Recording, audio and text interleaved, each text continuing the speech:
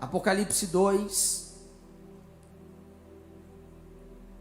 versículo 1 em diante, a minha versão bíblica é João Ferreira de Almeida, revista e corrigida. O texto diz assim: escreve ao anjo da igreja que está em Éfeso.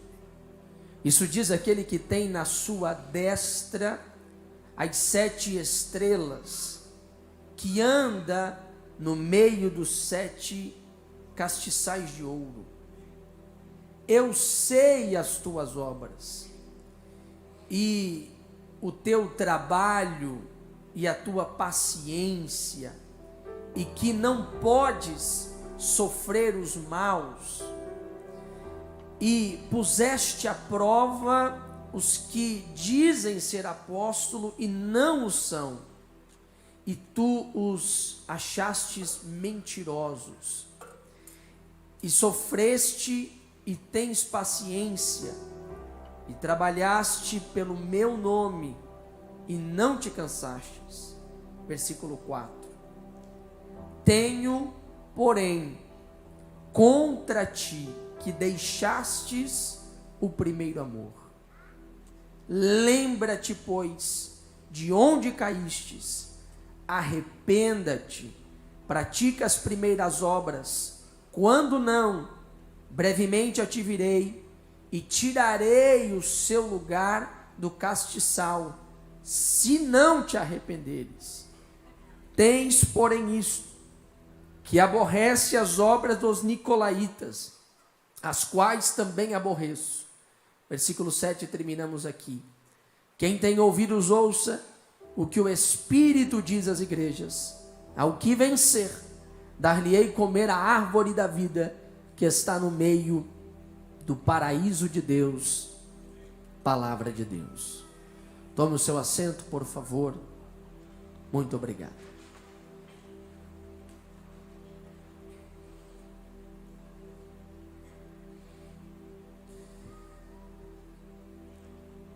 Eu quero nesta manhã começar com os irmãos uma série que nós vamos estar ministrando exclusivamente nos cultos de Santa Ceia. E o nome dessa série é Cartas de Jesus ao seu povo. Cartas de Jesus ao seu povo. Você que conhece a Bíblia, você que é um leitor, um estudioso da palavra de Deus, ou para você também que não sabe, quem está escrevendo esta carta aqui é o apóstolo João. Porém, quem está ordenando essas palavras é o próprio Jesus. Jesus escolhe de forma estratégica 7 igrejas do primeiro século, com as quais ele resolve trazer diante delas as suas qualidades, como também algumas realidades que cada uma das igrejas precisavam melhorar. Quando nós estudamos esse texto, é muito interessante porque neste período da história, João está preso por mandato de Domiciano, o imperador romano, agora aqui por volta do ano 90 depois de Cristo. E João, sendo agora o último apóstolo vivo, está já avançado em idade, nos seus últimos dias, quando a Bíblia diz que Deus, aliás, o nosso Senhor Jesus Cristo, nosso Deus, homem, aparece a João. E nessa aparição, Jesus vai revelar verdades extraordinárias. Ele diz: João, escreve o que eu te digo. É muito interessante, queridos, porque a cada uma das cartas que Jesus vai ordenar João escrever, Jesus vai diagnosticar exatamente aquilo que lhe agrada, como também aquilo que desagrada. O ponto que eu quero trazer para você é que não há dúvida que se nós desejamos ser uma igreja que pratica o serviço de Deus, se nós desejamos ser uma igreja que faz a diferença, nós precisamos olhar para essas 7 cartas. Muitos olham para essas 7 cartas como períodos da igreja. Alguns intérpretes bíblicos olham para essas cartas e dizem: aqui representa cada igreja de determinado período. Eu prefiro não pensar assim. Eu prefiro entender que dentro de cada uma das igrejas existem lições que, em vários momentos da história, trazendo também para a realidade da comunidade local, nós precisamos tratar. Nós somos hoje em 96 igrejas espalhadas só em Blumenau. Cada uma das igrejas tem as suas realidades, tem as suas dificuldades, tem os seus problemas, como também tem os seus aspectos positivos. Por isso, eu prefiro entender que a grande lição que nós temos é quando nós olhamos o panorama das 7 igrejas, observando tudo o que Jesus quis ensinar, o que Jesus desejou trazer a essas igrejas, e então, melhor dizendo, extrair algumas lições especiais ao nosso coração. Jesus se apresenta a Éfeso, e nessa apresentação Jesus diz que ele é aquele que tem na sua destra, ou seja, na sua mão, ele está segurando as 7 estrelas, e ele anda no meio dos 7 castiçais de ouro.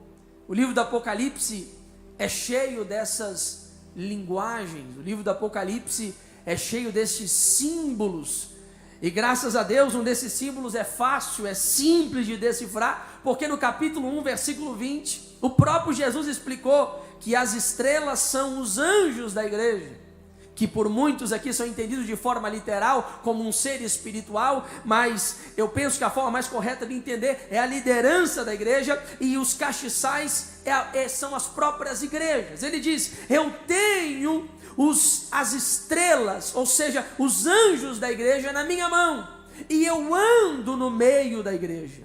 Este é o Cristo que nós pregamos hoje, esse é o Cristo que nós ensinamos hoje. Ele está vivo, e ele caminha no meio do povo de Deus. Ele está aqui esta manhã. Ele está aqui esta manhã. Ele caminha no meio da sua igreja. E o texto diz: eu sei as tuas obras. Isso fala de um Jesus que está com expectativa. Isso fala de um Jesus que está esperando algo ao nosso respeito. Jesus está dizendo à igreja de Éfeso: eu caminho no meio de vocês, e eu estou esperando algo, eu estou esperando obras, eu estou esperando algumas atitudes. E de fato, o texto vai nos apresentar algumas qualidades dos irmãos em Éfeso. Em primeiro lugar, o versículo 2 nos diz que era uma igreja que reprovava os falsos apóstolos, ou seja, era uma igreja que tinha uma boa doutrina. A igreja de Éfeso não tinha nenhuma dúvida sobre qual era o ensino correto da palavra de Deus. A igreja de Éfeso, quando recebia algum apóstolo itinerante, algum pregador de fora, algum suposto pastor, alguém que dizia que era homem de Deus, eles olhavam na palavra, eles observavam o ensino que Cristo trouxe, e eles conseguiam refutar, eles conseguiam repreender, eles conseguiam dizer: não, isso aqui não é correto, e isso aqui é correto. Esse é o caminho de Deus, e este não é o caminho de Deus. Jesus olha para essa igreja e diz: olha, o seu ensino é um ensino correto. Em segundo lugar, o texto vai dizer no versículo 6 que eles aborrecem as obras dos nicolaítas. Quem eram os nicolaítas? Eles tinham basicamente 2 ensinos. Em primeiro lugar, naquele tempo havia as carnes sacrificadas a ídolos, e eles diziam: não, você pode comer essa carne sacrificada a ídolos, não tem problema, você pode fazer tudo o que você quiser. E o segundo ensino dos nicolaítas era: olha, a graça de Deus é favor imerecido, então como é favor imerecido e é para quem não merece, você pode pecar à vontade, não tem problema disso. Tanto que você vai ler na versão bíblica viva, na versão viva diz: a devassidão dos nicolaítas, porque eles eram conhecidos como estes que não levavam a sério a lei de Deus. Mas em Éfeso há uma igreja que olha para este ensino, olha para esta conduta, olha para esta prática de vida e diz: não é assim que o crente deve viver. Mas nessa igreja tem mais. O texto diz no versículo 3 que eles sofrem e têm paciência, ou seja, é uma igreja que persevera, É uma igreja que não desanima. É uma igreja que vem a luta, vem a dificuldade. E eu preciso pensar com você que quando eu falo de luta no primeiro século da igreja, eu não falo de uma dívida que esses crentes enfrentam, não é só isso. Quando eu falo de uma luta que esses crentes enfrentam, não é um carro que bateu, não é uma casa que pegou enchente. Não, a luta aqui era literalmente por motivo da sua fé. O Império Romano não suportava a ideia de dizer que haveria ou que há um rei dos reis e senhor dos senhores. Não, esse senhor é César, esse senhor são os imperadores, não pode ter outro senhor. Mas a igreja vinha, pregava e ensinava, e isso tornava-se uma perseguição para a igreja de então. Mas Jesus diz: eu estou vendo que apesar de todo o sofrimento, apesar de toda dificuldade, vocês não desanimam, vocês não desistem, vocês não retrocedem. O texto continua dizendo que eles trabalham pelo nome do Senhor e eles não se cansam. Em quarto lugar, era uma igreja envolvida na obra de Deus. O próprio Jesus, gente, está dando testemunho dizendo: olha, vocês trabalham, vocês estão pregando o evangelho, vocês estão fazendo a diferença. Vocês são uma igreja diferenciada. Bom, vamos aqui repetir só para a gente entender esse diagnóstico. Jesus diz que é uma igreja que tem boa doutrina, ponto para Éfeso. Jesus diz que é uma igreja que tem uma conduta diferenciada, ponto para Éfeso. Jesus diz que é uma igreja que suporta as tribulações. Uau, que igreja é essa? Daqui a pouco nós estamos de pé para aplaudir. Em quarto lugar, é uma igreja envolvida na obra de Deus. Porém, a carta não termina no versículo de número 3. Quando eu penso que essa carta vai terminar e Jesus vai dar o elogio final, Jesus vai dar um veredito final, talvez uma promessa final, Jesus vem com uma advertência. Jesus vem com um alerta vermelho. Jesus vem com uma verdade profunda, além daquilo que o homem possa enxergar, porque o homem pode enxergar a boa doutrina, isso é visível também diante dos homens. O homem pode enxergar uma boa conduta, isso é visível diante dos homens. O homem pode enxergar a constância e a perseverança de Éfeso, isso é visível diante dos homens. Os homens podem observar que Éfeso faz algo e faz a obra de Deus e glorifica o nome do Senhor, mas este Jesus é aquele que anda no meio da igreja. Esse Jesus é aquele que está perto. Esse Jesus é aquele que vê além daquilo que o homem pode ver. Esse Jesus é aquele que enxerga aquilo que o homem não pode enxergar.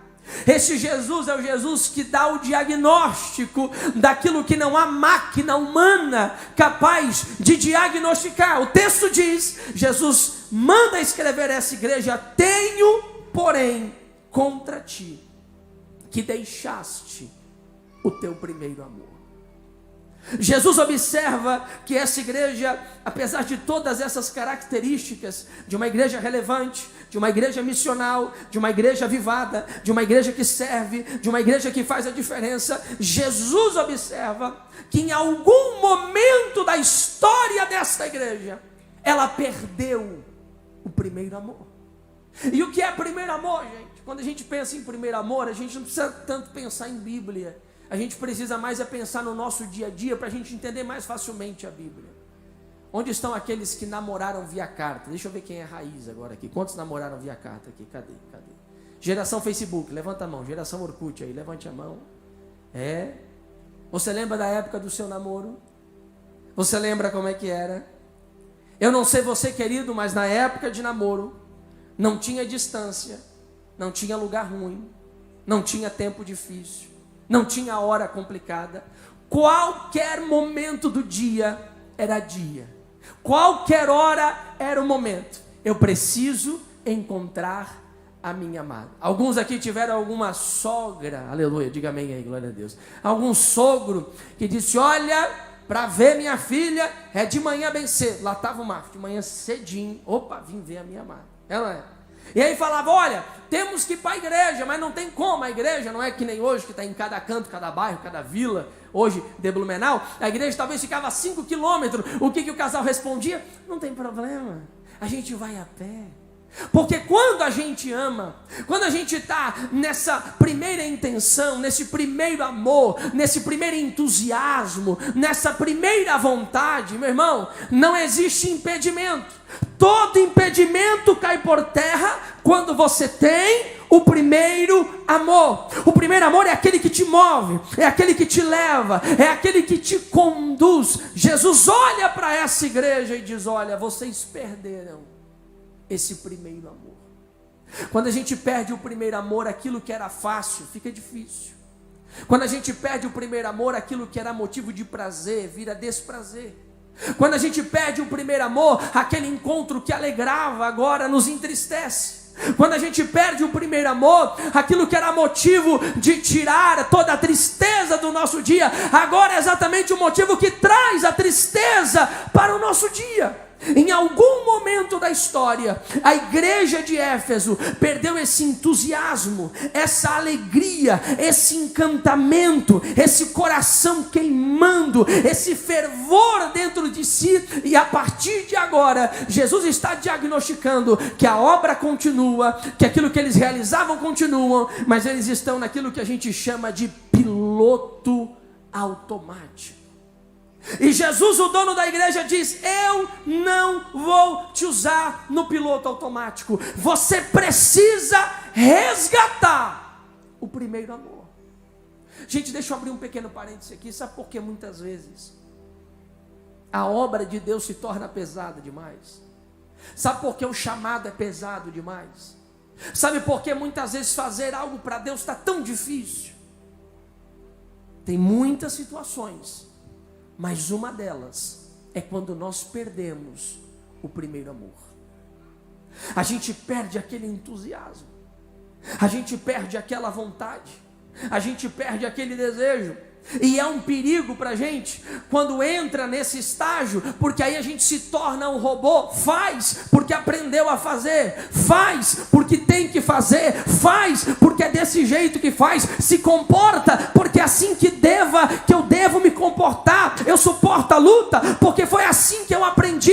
Eu devo me envolver com as coisas de Deus porque é assim que eu aprendi. Mas o coração já está longe, o coração não deseja mais, o coração não quer mais, o coração não arde mais, o coração não sente mais queimar no seu coração. Então Jesus dará 3 passos. Não estou falando um coach, estou falando de Jesus.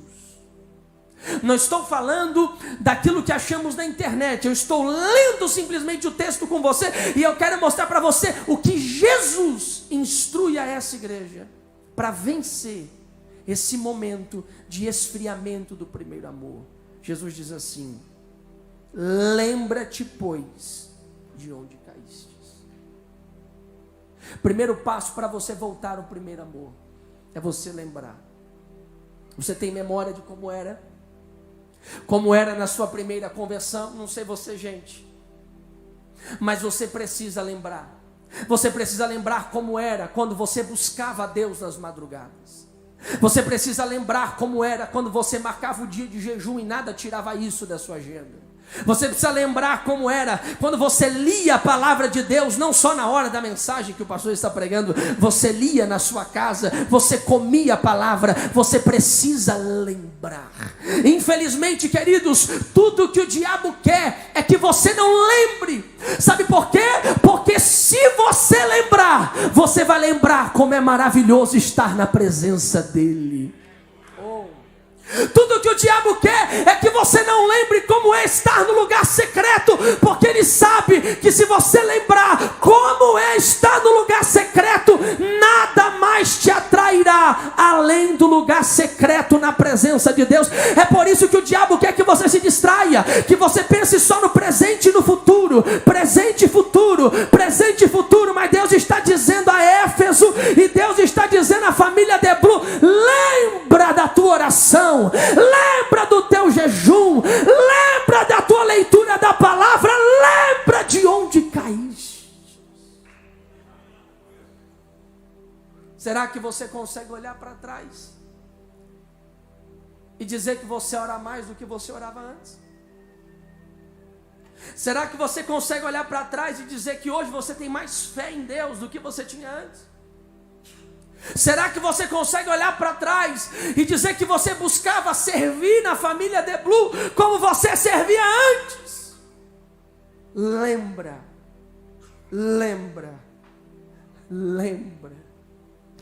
Lembra que até tinha perseguidor, mas tinha uma alegria nesse coração, era a presença do Espírito.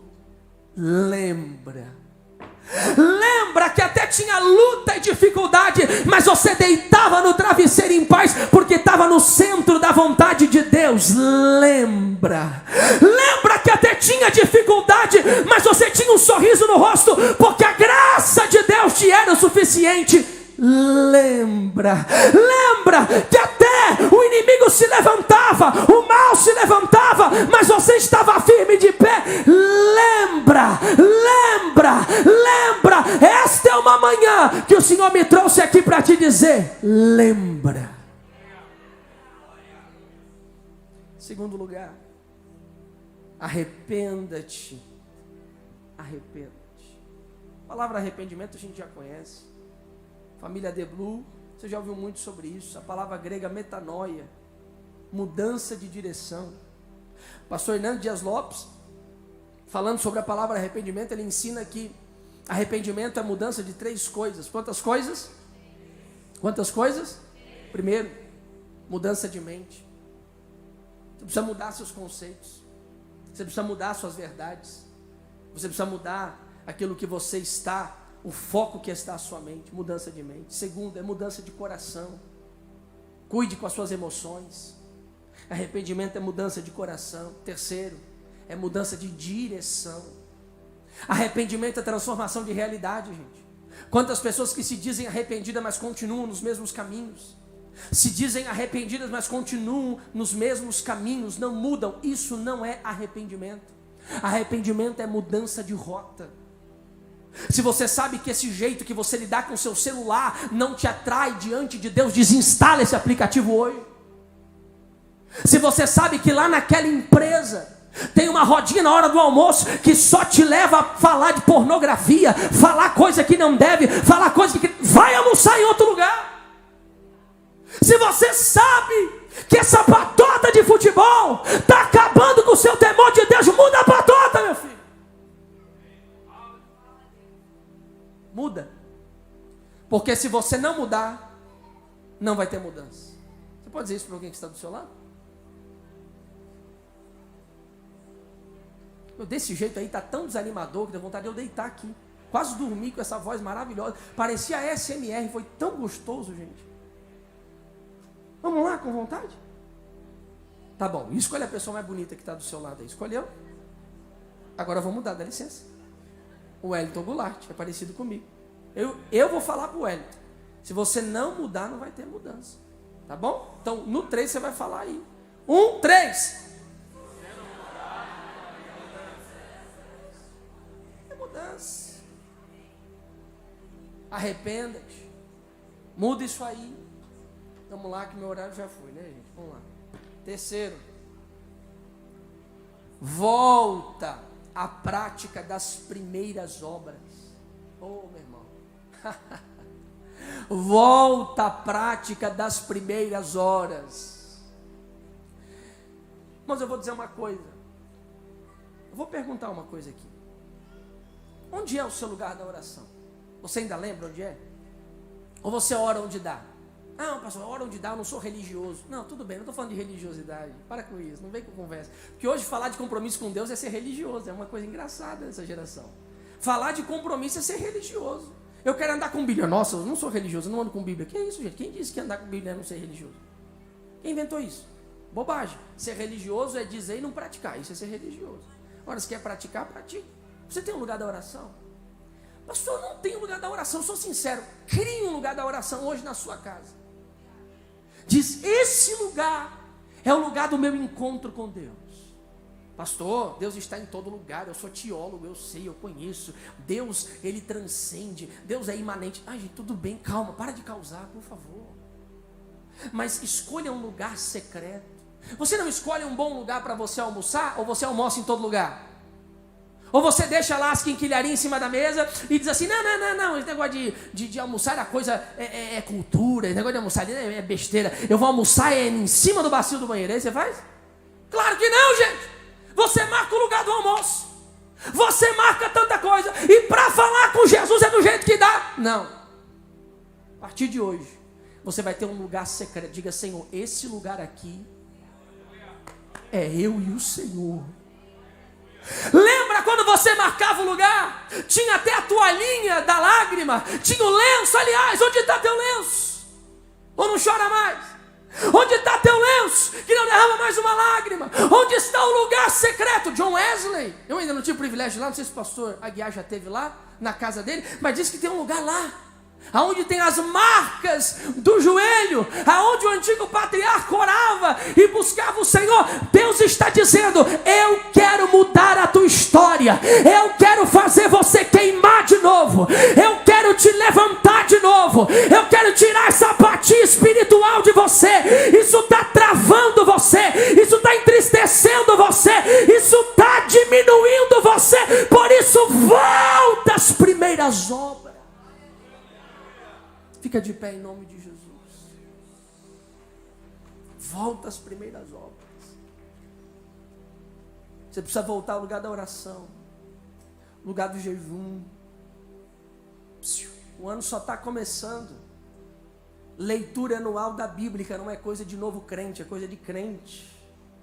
Faça a sua leitura anual da Bíblia. Pastor, mas eu não estou sentindo. Eu não estou sentindo de fazer. Não é para sentir não, é só para fazer mesmo. Faça.